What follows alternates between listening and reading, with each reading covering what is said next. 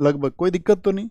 लगभग हम बात करेंगे 20-22 क्लासेस आपका मॉडर्न, और आपका इतनी ही क्लासेस जो हैं वो आपका एंशिएंट हिस्ट्री की। क्योंकि दोस्त कोई भी यात्रा जो है ना, कोई भी यात्रा शुरू करने में जो उत्साह होता है, अगर अंत तक हो जाए तो फिर वो मंजिल के सामने होते हैं हम लोग।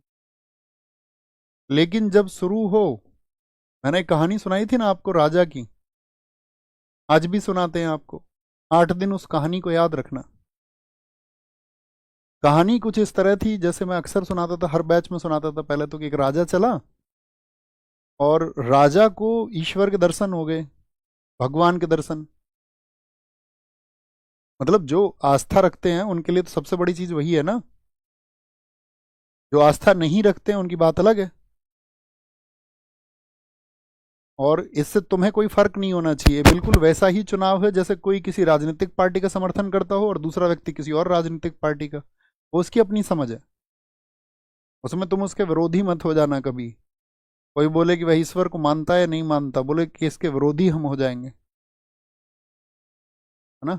इस पर सेशन लेंगे किसी दिन, बात करेंगे। तो मैं आपसे कह रहा था कि एक राजा था और उस राजा को ईश्वर के दर्शन हो गए। तो उस राजा इतना भला व्यक्ति था, उसने कहा कि ये जो दर्शन है ना, तुम मेरी जनता को भी दो, मेरी प्रजा को भी ये दर्शन तुम्हें देने चाहिए। तो उनका, तुम यार राजा, तू मूर्ख वूर्ख तो नहीं है क्या, प्रजा प्रजा करता रहता है हर समय, हर समय प्रजा। प्रजा डिजर्व नहीं करती है, तुमने दर्शन कर लिए, बात खत्म।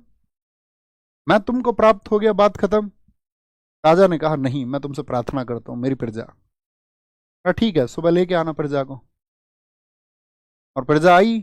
राजा ने कहा सबको कि भैया ईश्वर कल दर्शन देंगे, चलो तुम सब चाहते हो कि ईश्वर दर्शन दे। और पूरी प्रजा चली। तो पूरी प्रजा को पहले दिखा एक आपका चांदी का ढेर। तो कहते हैं आप 50% लोग चांदी के ढेर की तरफ चले गए, 50% जनता रह गई। सोचा यार चांदी बड़ी चीज थोड़ी है, ईश्वर बड़ी चीज है, चलो उधर परमात्मा ही मिल रहे हैं, परम शक्ति मिल रही है। थोड़ी देर बाद मिला एक सोने का ढेर। वो बाकी 50% गायब, राजा के साथ बची रानी। थोड़ी देर बाद मिला हीरो का ढेर, रानी भी गई। राजा फिर से अकेला पहुंचा ईश्वर के पास। ईश्वर ने कहा कि तुम्हारे लोग कहाँ हैं जो तुम कहते थे कि मेरी प्रजा मेरे साथी। तो राजा ने बस हाथ जोड़कर एक ही बात की कि जी मैं समझ गया, मैं सब कुछ समझ गया, तुम जो समझाना चाहते हो वो मैं समझ गया। कि शुरुआत में हम सब उत्साही होते हैं, लेकिन मंजिल, क्या हमारा उद्देश्य है, हम उसको पाने के लिए अपना सर्वस्व लगाते हैं? क्या आप अपने सिलेक्शन होने के लिए, अध्ययन को करने के लिए अपनी बाकी उन गैर जरूरी चीजों को छोड़ सकते हैं? आप अपने भविष्य निर्माण के लिए क्या उन गैर जरूरी चीजों को छोड़ सकते हैं जो आपकी योजना में आड़ा आती हों या आपका समय जो खराब करती हों? एक विद्यार्थी को कहते हैं अपने समय का पाबंद होना चाहिए। क्योंकि जिनके बारे में तुम सोच रहे हो ना, वो इधर उधर कहीं ना कहीं हो जाएंगे। और अगर तुम्हारे बहुत करीबी लोग हैं और तुम ये विश्वास करते हो कि वो किसी भी क्षण तुमसे अलग नहीं होंगे, तो फिर वो तुम्हारे लिए खुश होंगे कि तुम भविष्य के अपने निर्माण की योजना में व्यस्त हो।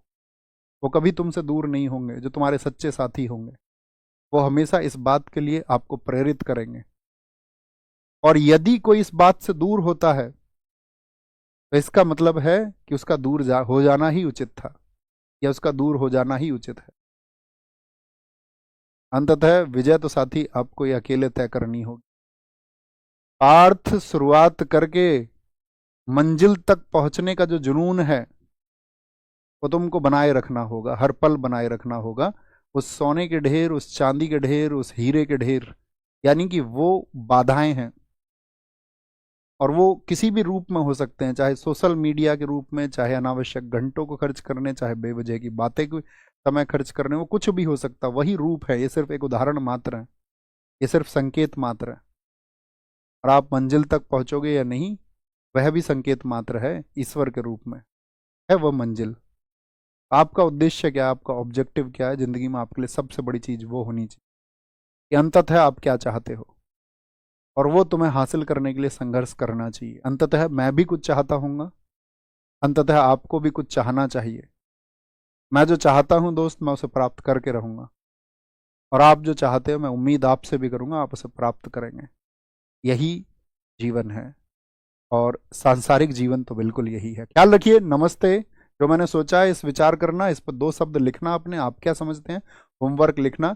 और अभी तक जो हमने मिडेवल हिस्ट्री को पढ़ा उसके बारे में आपका क्या कहना है, आपके क्या कहने का बात है कि आपको क्या समझ में आया, इसमें चीज़ें समझ में आई मैंने जो डिलीवर किया, क्योंकि हम सभी परीक्षाओं को ध्यान में रखते हुए चल रहे हैं।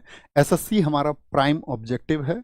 एसएससी में 2025 का जो ये एग्ज़ाम होगा साथी, मैं ये कहता हूँ कि इसमें अपने छात्र बहुत मजबूती से इस बार संघर्ष करने वाले हैं, क्योंकि समय एसएससी परीक्षा के लिए और थोड़ा सा आप लोगों के लिए मिल गया है, बढ़ गया है। लगभग शायद 25 दिन या 1 महीने का समय और ज़्यादा आपको मिलने वाला है। तो मैं उम्मीद करूंगा वो सिलेक्शंस इस बार तुम्हारे होंगे, और आप अपने भाई को, इस टीम को निराश नहीं।